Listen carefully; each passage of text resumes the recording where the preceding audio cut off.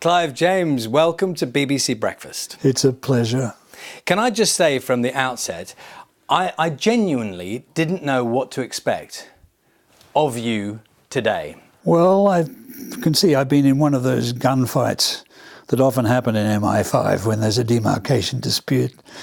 But I survived it, and the truth is, I'm surviving everything I'm not supposed to. Old as the hills and riddled with ill health. I talk the talk, but cannot walk the walk, save at the pace of drying paint.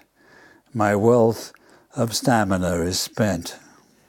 You are in an unusual situation, as you well know, which is, 2 years ago now. A lot of people thought you were about to die. You almost have the rare chance to see what people really think of you, even though you're not dead. It was great stuff. And the grim truth is that I did die. And it's my ghost that's talking to you now. And I can't pull the same stunt twice. You see the problem? Clive, I'd like to ask you about the issue of talking about death, whether that's how you talk about it to your loved ones, or I guess in your case you're talking about it in your work as well. How easy or difficult has that been for you? With my loved ones, I just try to be entertaining and funny. And I always did. In my work, and especially in my poems, I'm being as serious as I can about it. It doesn't seem to me to be a forbidden subject. It's a good subject. It's going to happen to everyone, for example. It really is universal, more so than love. Once or twice during my career, I've interviewed people who are effectively expecting to die. And a couple of times they have talked about how a sort of clarity emerges at that time. I actually feel the same. I feel there's a new clarity, a new sanity perhaps, but there needed to be, because when I was young and had lots of energy, I was a real bundle of energy. I did everything wrong. And now there's necessarily, I have to sit back and contemplate, and there's time to think, and I do see things more clearly. I have to say, overwhelmingly in the new poetry, there is a sense of looking back and talking about, reflecting on mistakes, things you might have done differently. That is a very clear theme in the work. Well, I think the mistakes are the only things we learn from anyway. Nobody learns anything from success. But for your failures, they're a real subject. But yes, there's a lot of regret and remorse in the book.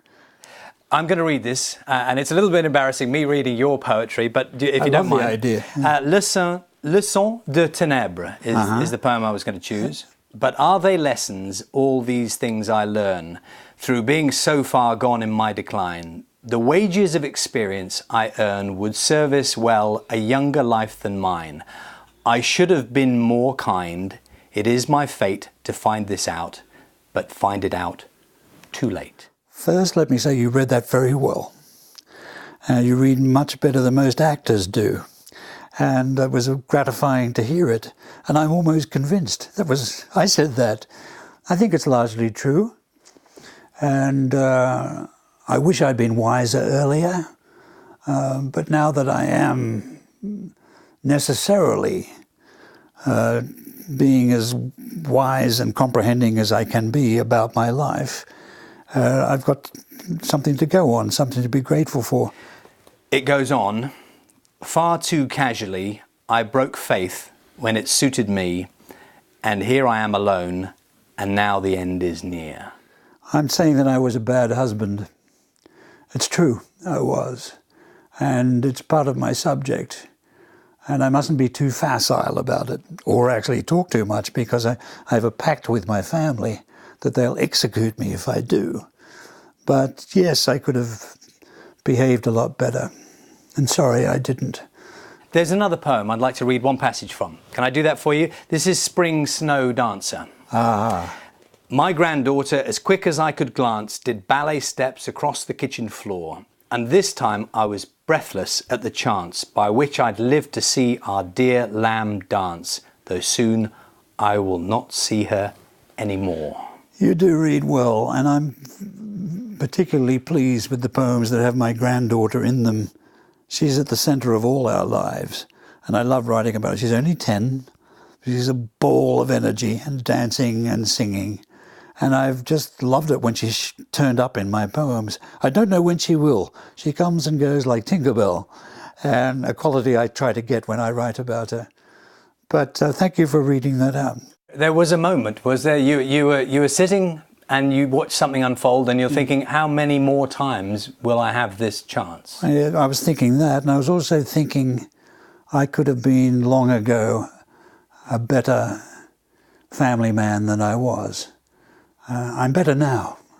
People will tell from the way you talk, even about those hardest things, that the Clive James funny has not gone away. I've always thought humour was a means of information anyway. I don't like jokes just for their own sake. I like the jokes that convey a truth. Japanese maple. Your death, near now, is of an easy sort. So slow a fading out brings no real pain. Breath growing short is just uncomfortable. You feel the drain of energy, but thought and sight remain. I'm curious to know, what are those highs and lows right now? Well, my thing has always been to enjoy everything. That's my shtick.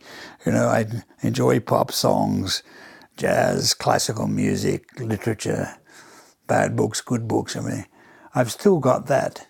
And I still get a big bang out of, say, watching Game of Thrones. But I get my biggest kick out of writing something. When people are facing serious illness, their thoughts can often move to the bigger questions. There are no bigger questions.